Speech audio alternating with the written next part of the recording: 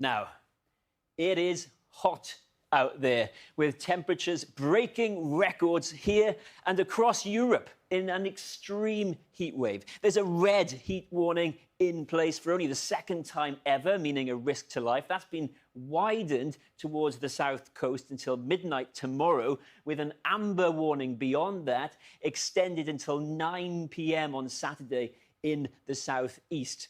Europe is sweltering. Look at this heat map from earlier today. Warm air coming through from North Africa, leading to red warnings in France, Spain, Italy, Croatia and Poland.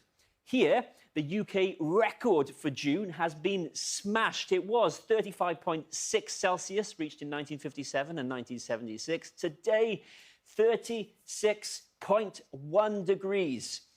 And it could go even hotter tomorrow, getting closer to the UK's all-time high of 40.3 degrees Celsius, our highest ever temperature reached in July 2022.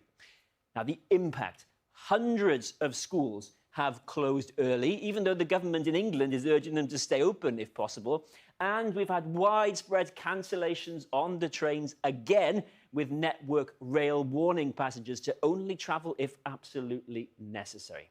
Now, in France, temperatures are forecast to exceed 40 degrees in several places tomorrow, as they did, in fact, in Paris today. They got a June record temperature of 40.9 degrees in the French capital. Could be even hotter tomorrow. They closed the Eiffel Tower even, and the Louvre. They closed them early, and school exams have been postponed throughout France. In Italy, where temperatures are expected to peak on Sunday or Monday, they've even brought in a furlough scheme for farming and construction to give workers heat breaks. And they've had power outages as too many people turn on the air conditioning. In response, the chief of the World Health Organization is warning that temperatures across Europe are rising at twice the global average rate, and is calling on leaders to accelerate climate action. Well, our health correspondent, Eiffel Tower, started the day with London's paramedics responding to emergency calls in the heat. It's 8:30 a.m. The temperature is already 29 degrees Celsius. I've joined the cycling paramedic team as they start their rounds in southeast London.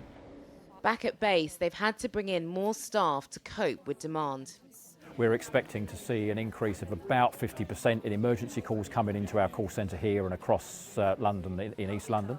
That will mean about 8,000 or more 999 calls being managed by our colleagues here. We're going to see lots more people fainting, collapsing in the street, people with difficulty in breathing, all that kind of stuff. So what we're saying to communities is help us help you through this really busy time by only calling us in a genuine emergency. So we were out for a couple of hours with the London Ambulance Service. It was really hot. The first couple of calls we got were heat related, as you could expect, so people took advice on that. One of the calls we got, though, was a Category 1, and that is the highest alert call. And when we got there and went inside, it was incredibly hot, and the woman sadly died. And I've been told that she had no previous health conditions, and that was a message that the crew wanted me to take away, that this heat can affect anyone. In Birmingham's Chinatown in the city centre, dim sum prep is underway. It's 11:30 a.m. Temperature outside 30 degrees Celsius. The red heat health alert is in full effect. For James Wong, closing today wasn't an option. His restaurant struggled in the last heat wave in May, and he's since replaced the fridges and put extra fans in for his staff, a cost of around £10,000. The best we could do is just make the working environment as best that we can. I mean, our guys get regularly cold drinks to come in, again, at any time. And also, there are quite a few cool spots all around the kitchen. So a lot of times they have regular breaks to make sure they don't overheat. Back in East London, it's 1 p.m. We've recorded 36 degrees Celsius outside. This is a call room where you can get a break from that heat. It's a housing association development open to everyone in the community. Oh, it's hot, isn't it? It is. What shall I say? It's a heaven, and that's a hell now. Outside. Heaven and hell. I've got like an internat class on a Thursday morning. If it's cold outside, it's warm in here. And if it's hot outside, it's cool in here. So they look after us. People are saying that we're going to have more days like this. How does that make you feel? I think we need to have ACs like that in other places. All the other places, especially looking out for our elderly and vulnerable people in the community.